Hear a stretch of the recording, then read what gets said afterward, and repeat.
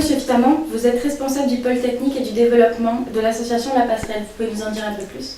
Bonjour, La Passerelle est une association qui accompagne les demandeurs d'emploi vers l'emploi durable. Ceci en parallèle en leur confiant des missions de travail et en leur offrant un projet personnalisé. Ivana Chaillou, bonjour. Bonjour.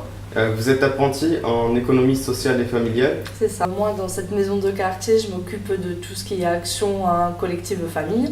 C'est-à-dire que je m'occupe d'animation en direction des adultes et des enfants aussi.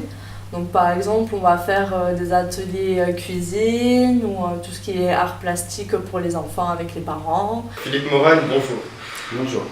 Vous êtes chef d'entreprise et votre secteur d'activité, c'est la chaudronnerie. Donc je dirige une entreprise d'une dizaine de personnes en chaudronnerie basée à Toulouse. Nous travaillons essentiellement pour les métiers de l'eau, pour les outillages aéronautiques et les infrastructures au bâtiment. Pourquoi avez-vous choisi l'alternance et quels en sont les avantages et les inconvénients? Personnellement, moi j'ai choisi l'alternance parce que ce n'était pas trop dans mon caractère de suivre une formation à temps plein.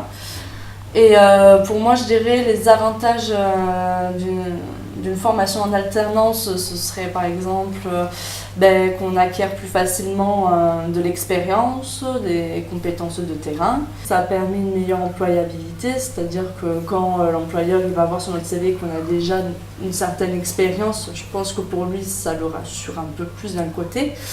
Et aussi ça permet pour les personnes autonomes comme moi d'avoir une rémunération et ensuite être beaucoup plus compétitif sur le marché du travail. Nous avons quand même tendance à privilégier le parcours en alternance qui permet d'avoir des professionnels qui ont déjà un premier contact avec la vie du monde professionnel. Et enfin, en termes de salaire, un chaudronnier qui débute peut facilement démarrer à 1 600 € net. C'est important d'aimer ce qu'on fait dans le travail? C'est essentiel à mon sens, mais il faut savoir trouver des choses que l'on aime dans le travail.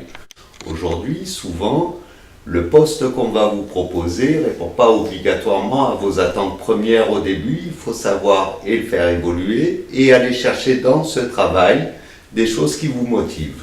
Je dirais en premier que c'est un travail varié, donc, ne serait-ce que par les matériaux qu'on travaille. C'est varié par les réalisations qu'on peut faire, puisque si on est dans le bâtiment, on peut faire des escaliers, on peut faire des garde-corps.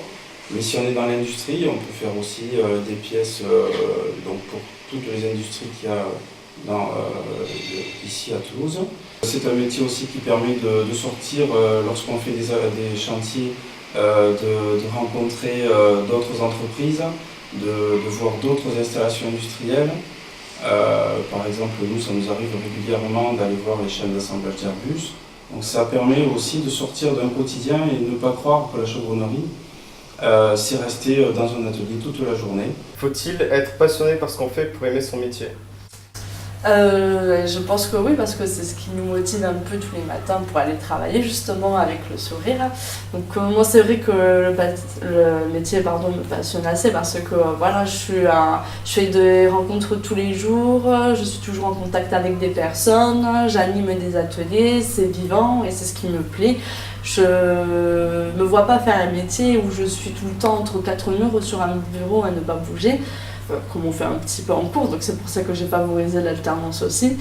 Donc voilà, c'est vraiment, il faut vraiment être passionné par son métier. La chaudronnerie est un métier manuel, du coup à la fin de la journée vous avez la satisfaction d'avoir réalisé une pièce avec vos mains et on voit le résultat concret tout de suite. Si je suis étudiant en 3e et que l'année prochaine j'ai envie de me lancer dans un apprentissage, quelles sont les qualités qu'il me faudrait pour rentrer dans la chaudronnerie? Je dirais en premier lieu, et un peu comme dans tout métier, il faut des qualités humaines, donc du sérieux, du professionnalisme, l'amour du travail bien fait. Pensez-vous qu'il y ait toujours des métiers dits plus pour hommes ou pour femmes au jour d'aujourd'hui? Oui, toujours. On le voit majoritairement, par exemple, dans tout ce qui est travaux, bâtiments, il y a plus d'hommes. Et tout ce qui est du côté esthétique, on va dire que c'est les femmes qui priment aussi. Mais moi je dirais que c'est un phénomène de société donc, qui tend à se résorber petit à petit quand même. Mais c'est vrai qu'on voit par exemple, il y a une sectorisation des sexes, parce que on peut voir par exemple les gros fabricants de jouets, ou par exemple il y a des voitures de couleur bleue réservées aux garçons, on voit aussi des petites kitchenettes roses destinées pour les filles. Donc c'est vrai que c'est aussi un phénomène de société qui, comment dire, entretient cette différence. Et je pense que de nos jours, on commence à avoir une prise de conscience là-dessus. Et je pense que ça ne peut que s'améliorer dans les années à venir et à voir qu'il y ait plus de différence dans les métiers.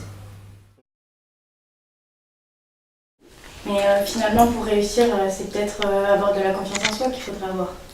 Il faut avoir confiance en soi, il faut que cette confiance soit soutenue par du travail, par de l'apprentissage aussi.